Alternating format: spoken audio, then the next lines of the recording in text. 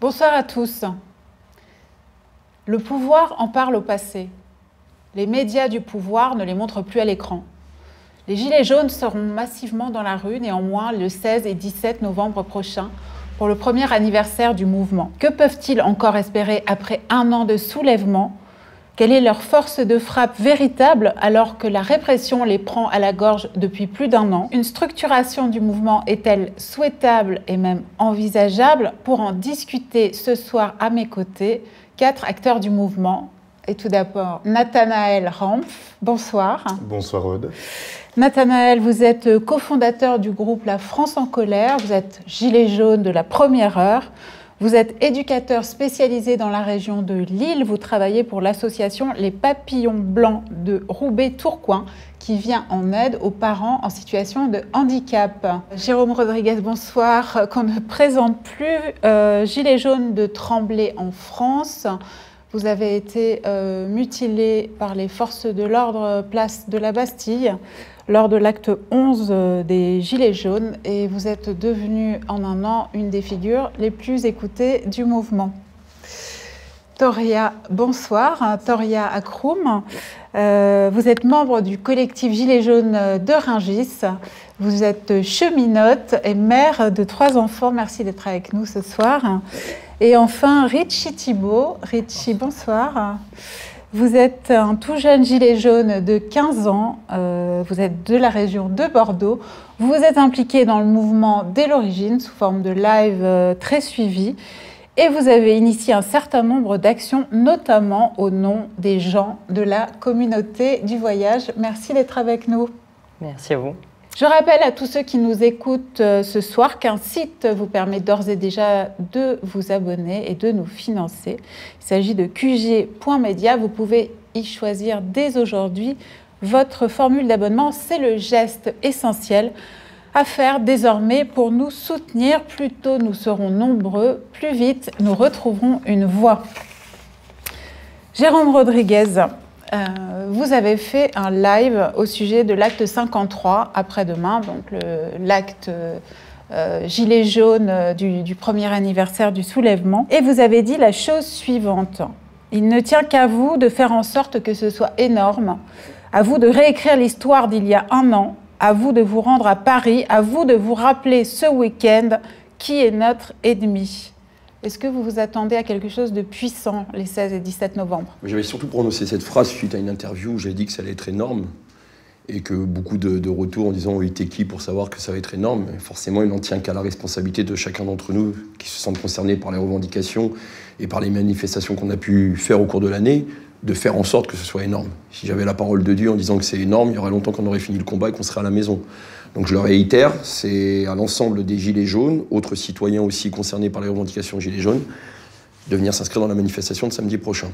Maintenant, par rapport au retour d'informations et au retour terrain qu'on peut avoir en termes de logistique, de transport et de demande d'hébergement pour pouvoir faire en sorte que les provinciaux qui viennent sur Paris puissent être bien accueillis, j'ai à peu près le même sentiment que post-16 mars. À savoir que le 16 mars avait déjà très bien travaillé sur les échanges en termes de logistique, donc ils n'ont plus besoin de mon intermédiaire, puisqu'ils ont aujourd'hui les contacts directs pour pouvoir les travailler. Donc je pense que ça va être assez important. Et puis hier, je réfléchissais à ça hier soir, parce que je fais partie de cela. Pour certains, peut-être aussi une frustration de ne pas avoir participé l'année dernière à ce fameux 17 novembre. Je fais partie de cela, je me suis fait bloquer par des gilets jaunes sur la route. Donc j'ai jamais pu atteindre Paris. Donc en tout cas, moi, j'y tiens. Je travaille en tout cas à faire en sorte que ce soit énorme et surtout à communiquer là-dessus. Parce qu'il y a des membres organisateurs. Moi, je rappelle que je ne suis qu'un relais. Je n'organise rien dans l'absolu, mais qui participe et qui fait en sorte de promouvoir les différents événements. Vous avez dit aussi, il faut vous préparer à tenir 2 jours. On va vers une nuit d'occupation ce week-end? Écoutez, le ressenti de la plupart des gens qu'on entend sur les réseaux sociaux ou même dans la rue, ah, vous êtes gentils, vous faites une manif à 18h, tout le monde à la maison. Donc à un moment donné, on va les prendre au mot. Donc évitez de prendre un ticket de train pour retourner dans vos provinces à 18h samedi soir et essayons de tenir le terrain. On a tous jalousé différentes associations qui ont pu prendre Paris pendant une semaine. Ah bah regardez, eux, ils le font, ils le font, ils le font. Certes, le contexte n'est pas le même, la répression n'est pas la même, mais à nous peut-être aujourd'hui de prendre exemple sur ces gens-là et nous aussi de tenir au moins le terrain le week-end. Il est compliqué aujourd'hui pour l'ensemble des Gilets jaunes de tenir la semaine. Ce sont des travailleurs, malgré ce qu'on entend, pour une énorme majeure partie. Donc voilà, au moins sur ce week-end, montrer qu'on est bien présent. et de tenir le terrain. Vous serez tous présents à Paris ce week-end, Nathanaël Ramph? Bien sûr. Oui. Tout à fait, présent, avec l'ensemble des citoyens qui souhaitent se mobiliser pour ce week-end, en effet, dit anniversaire, hein, même si on est bien d'accord que on n'y est pas là pour faire la fête, mais bien pour à nouveau réaffirmer le fait que les citoyens n'ont pas été entendus, que les citoyens sont toujours là, toujours présents, après un an de mobilisation. Je pense que ce mouvement est un mouvement d'exception, qui n'a jamais duré aussi longtemps, hein. Enfin, il n'y a jamais eu de mouvement aussi long à ma connaissance. Et voilà, et donc on en arrive au bout d'une année à se dire, allez, on est là, on est toujours présent, et en effet, le pouvoir essaye de mettre en œuvre ce qu'il faut pour qu'on soit oublié, hein. Ben on est là, et on va se montrer. Richie, vous en attendez quoi? C'est vrai que pour ma part, ça fait maintenant un an que je suis dans ce mouvement de contestation, que je lutte aux côtés de beaucoup de camarades qui sont pour la plupart épuisés de ce combat qui a été éprouvant parce qu'on a fait face à une répression qui est inouïe. Certaines personnes ont des blessures qui seront gravées à jamais dans leur vie, donc c'est quelque chose qui est déjà assez touchant. Et c'est un combat qui a été vraiment très réprimé. Et pourtant, il est immensément justifié et juste. Donc moi, j'espère vraiment, et c'est ce que j'espère depuis bien longtemps, que les citoyens vont s'éveiller face à la situation critique de notre pays, d'ailleurs de l'humanité tout entière. Il y a de multiples problèmes, je ne vais pas les citer, vous les connaissez toutes et tous, mais le problème étant que tous les citoyens ne sont pas éveillés face à ces problématiques-là.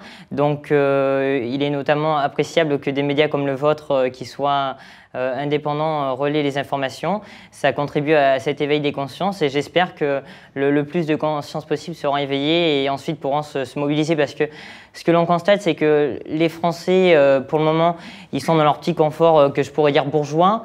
Ils ne vont pas sur le terrain, ils restent dans leur canapé, chez eux, tranquilles, jusqu'au moment où ils seront dans une misère extraordinaire et qu'ils ne puissent plus rien faire, quoi. Mais moi, j'ai envie de leur faire passer un message. Il ne faut pas attendre d'être dans une misère absolue pour réagir et pour se mobiliser. Il faut le faire d'ores et déjà pour éviter de faire face à des problèmes qui s'avéraient être terribles, quoi.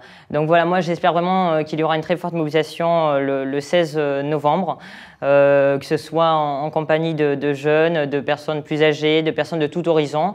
Ça a été le cas durant cette année de lutte, donc ça le sera aussi, bien évidemment, le 16 novembre. Et pour moi, et je vais terminer là-dessus, ce 16 novembre va nous permettre d'avoir une esquisse de ce qui va se passer le 5 décembre, enfin à partir du 5 décembre dans les rues de notre pays. Et voilà, j'espère que d'ailleurs le grand nombre de syndiqués rejoindront la mobilisation du 16, car nous, Gilets jaunes, nous les rejoindrons le 5 et les jours qui suivront.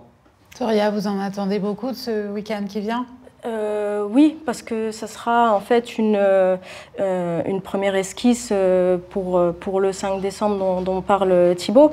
Pour revenir à ce que disait Jérôme, la majorité en fait des gilets jaunes, on est des travailleurs. Moi, je suis gilet jaune de la première heure, je suis travailleuse, je suis cheminote, je suis agent SNCF.